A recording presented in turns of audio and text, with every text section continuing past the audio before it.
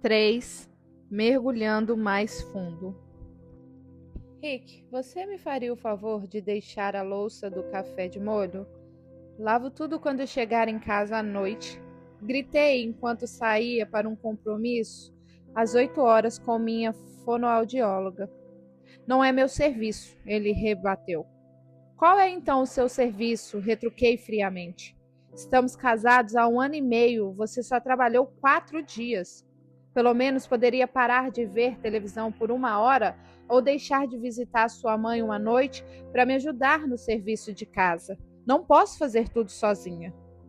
Eu sabia desde o início que Rick dedicava atenção anormal à mãe e a amava muito mais do que me amava. Queria que eu fosse igual a ela, e eu fazia o possível para imitar todas as qualidades dela, mas nunca conseguia. Ele usava a crítica para tentar transformar-me em um ser humano inaceitável, mas eu não reagia bem e me retraía. O seguro dos carros vence hoje, ele avisou, sem dar a menor atenção a tudo que eu acabara de dizer sobre o serviço de casa. Ah, não. São mais de $600. Você não pode pagar a metade? Supliquei. Não foi o que combinamos. Eu dei a entrada da casa. Você paga o resto. Ele me lembrou, seguro de si. Não demorou muito tempo para mim entender que o nosso acordo financeiro era injusto. Eu estava pagando mais que ele, mas havia concordado e, aparentemente, não podia voltar atrás. Saí batendo a porta com força. Vi pela janela Rick sentar-se de novo diante da televisão, onde passaria o resto do dia enquanto a louça suja continuava no balcão da cozinha. É claro que esse casamento não está funcionando como planejei, pensei, enquanto seguia de carro para minha sessão de fonoaudiologia.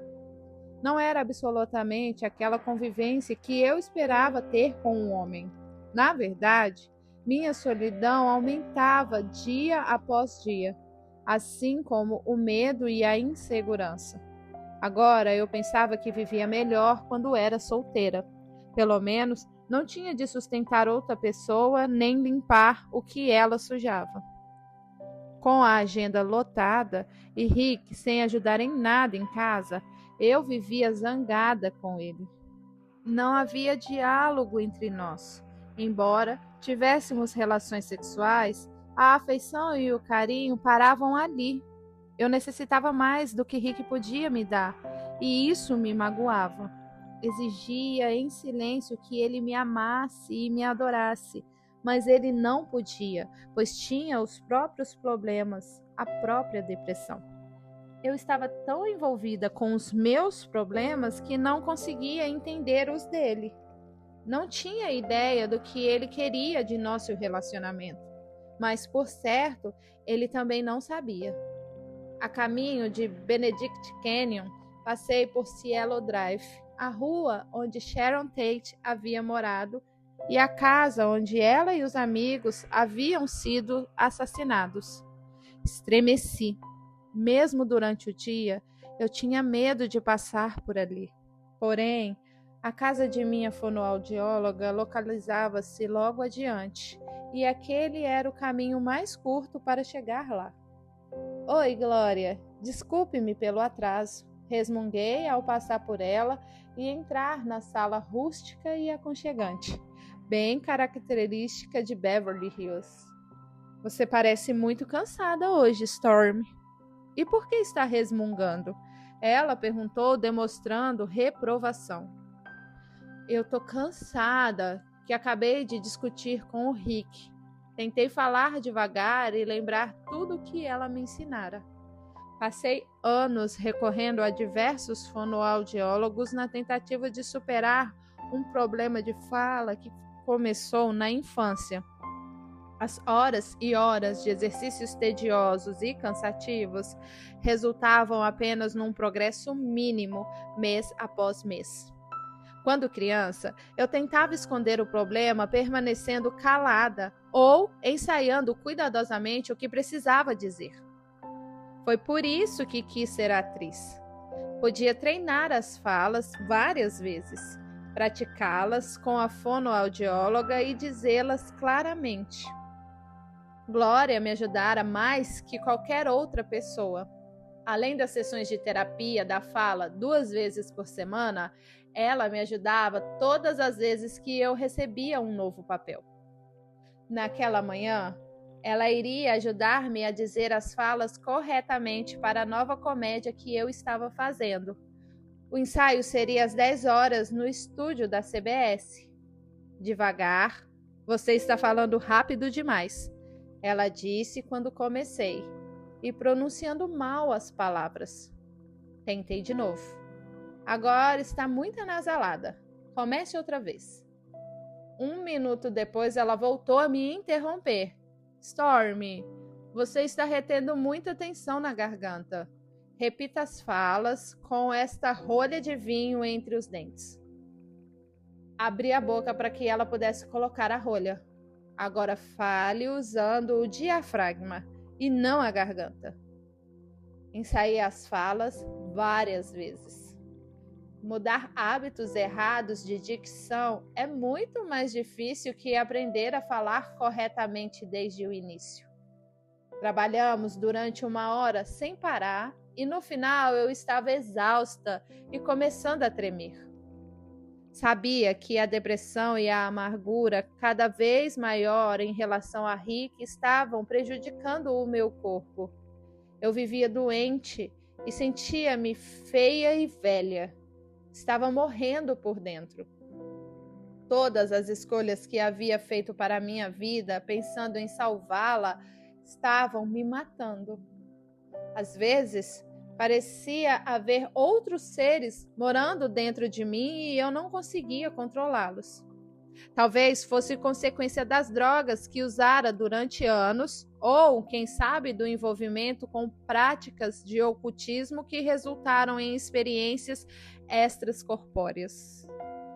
Enquanto eu pagava Glória e saía, ela me olhou com a mesma expressão que eu havia visto em tantas pessoas e que parecia dizer: Stormy é uma garota tão agradável e com tanto potencial.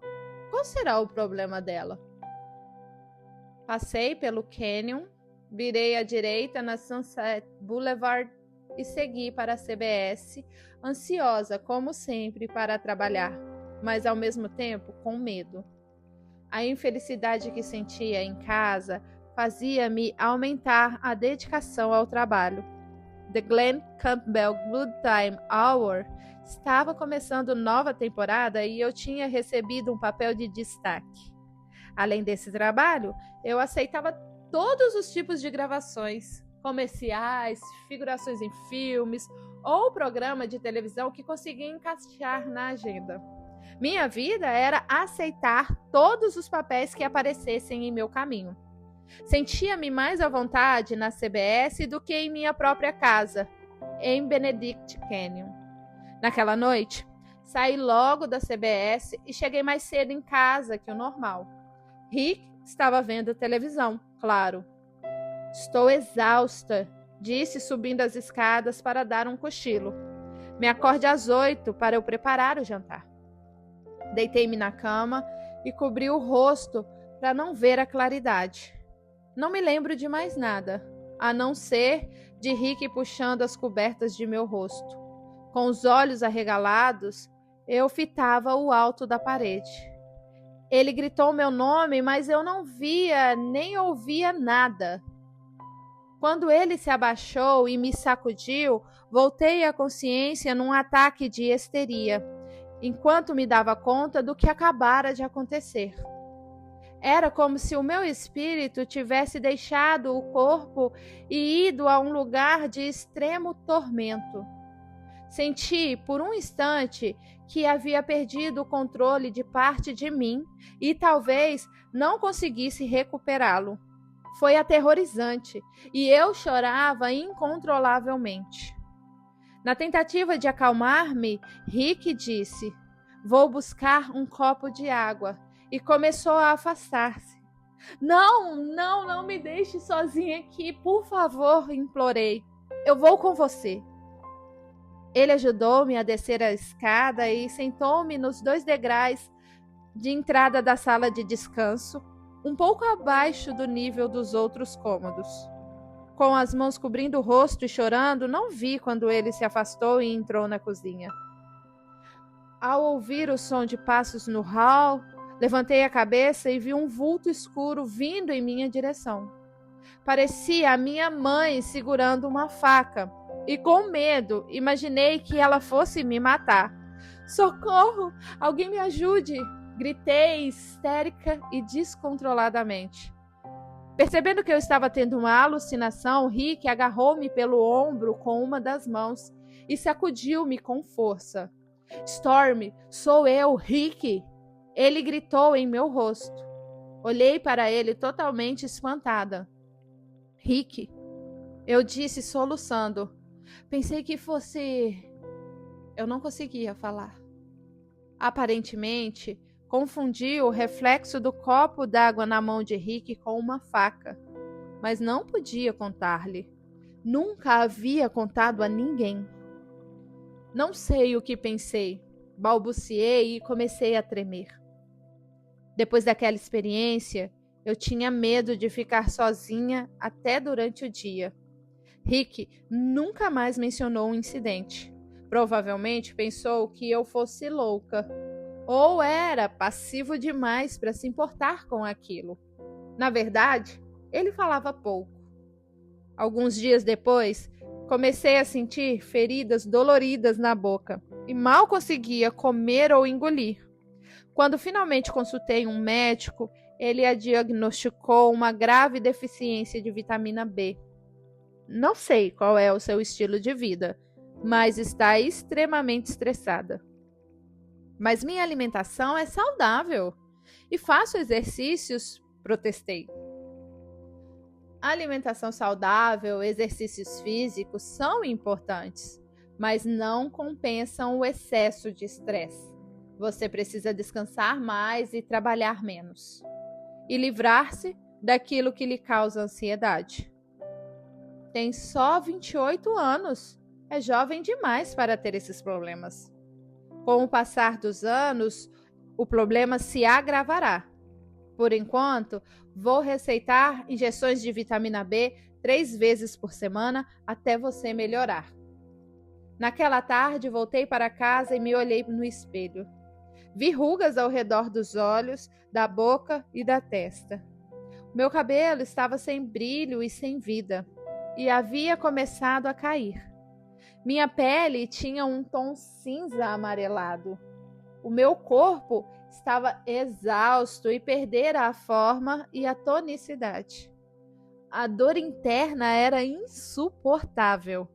Sentia-me velha e desgastada. Sabia que se tratava de uma condição permanente que jamais seria recuperada. Em minha profissão, uma pessoa de 24 anos era considerada velha. Tinha pavor de que alguém descobrisse que eu tinha mais idade e tentava desesperadamente esconder isso. O fato de saber que algumas pessoas com quem trabalhava eram mais velhas que eu e também mentiam a idade não me aliviava em nada. Afundei na maior das depressões que já havia sofrido. Voltei a pensar seriamente em suicídio e cheguei a planejar os detalhes. Nunca comentei com ninguém sobre o que se passava dentro de mim, mas numa nova sessão de gravações com Terry, minha amiga cristã, contei-lhe sobre minha experiência extracorpórea e como aquilo havia me assustado. Ela aconselhou-me a repetir o nome de Jesus várias vezes quando eu me sentisse apavorada. Isso afastará o medo, disse-me. Achei o conselho estranho. No entanto, ao primeiro sinal de medo paralisante, coloquei sua sugestão em prática e o medo desapareceu. O nome de Jesus não tinha nenhum significado específico para mim, mas se tinha algum tipo de poder, por que não usá-lo? Pelo menos daquela vez havia ajudado. Minha aflição emocional estava afetando seriamente o trabalho. Comecei a perder a concentração e a minha voz falhava por causa da tensão na garganta. Certa noite, uma amiga que conhecia o meu problema ligou para me passar o nome de um psiquiatra. Por que você não liga para ele? Ela sugeriu. Ele me ajudou muito e sei que pode fazer o mesmo por você. Essa pessoa vai conversar comigo? Perguntei, lembrando-me de todo o dinheiro que desperdiçara com médicos que, em minha opinião, precisavam de mais ajuda do que eu. Não estou interessada em mais um psiquiatra que vai me obrigar a falar e depois ficar parado com um ar de tédio olhando para mim como se eu fosse louca. Esse médico fala e dá bons conselhos. Com essa garantia e a esperança de que ele poderia me ajudar a controlar o sofrimento emocional e lidar com a depressão, marquei uma consulta para a semana seguinte. O Dr. Foreman era um cavalheiro simpático e educado. Tinha mais de 50 anos, cabelos grisalhos e cobrava 5 vezes mais do que os outros médicos que eu havia consultado. No entanto, se ele fosse 5 vezes mais agradável, valeria a pena. Tratou-me desde o início como uma pessoa inteligente e não como uma louca. Essa atitude me impressionou tanto que me senti à vontade imediatamente. Ele fez um gesto para que eu me sentasse na cadeira do outro lado de sua mesa e perguntou com um sorriso cordial: "O que está perturbando você, minha jovem?" Vivo constantemente com medo, Dr. Foreman, e nem sei ao certo do que eu tenho medo. Eu estou cercada de pessoas, mas sinto uma solidão insuportável. Sofro de depressão debilitante e de crises de ansiedade que me fazem sentir como se estivesse morrendo. Sinto dor emocional o tempo todo e não sei o que fazer. Pensei que a situação melhoraria quando eu me casasse, mas só piorou. Não podia acreditar que estivesse despejando todas aquelas informações em cima daquele homem, mas não conseguia mais me conter. O Dr. Foreman deu-me um sorriso compreensível, inclinou-se sobre a mesa e bateu de leve em minha mão para me tranquilizar. "Não se preocupe tanto assim", ele disse. "Os sintomas que descreveu indicam haver algo muito profundo dentro de você que provavelmente você mantém escondido. É como se, quando criança, você tivesse trancado um leão no armário, porque ele era grande e assustador. Com o passar dos anos, à medida que você crescia, você continuou a pensar naquele leão e em como ele era assustador. Mas hoje, já adulta, se você abrisse o armário e deixasse o leão sair, provavelmente descobriria que ele não passa de um gatinho. Ele parecia grande para uma menina, mas agora não há o que temer. Precisamos abrir algumas portas do seu passado para permitir que você veja que as coisas que tanto a assustavam antes não representam mais nenhuma ameaça." Surpreendi-me ao ver que ele escolheu a analogia de um armário sem eu ter mencionado aquela parte de minha vida. Ao ouvir as palavras calmas e tranquilizadoras do Dr. Foreman, eu sabia que finalmente poderia contar a minha história para alguém. Coisas que nunca havia dito a ninguém. Respirei fundo e lentamente comecei a falar de minhas lembranças mais antigas.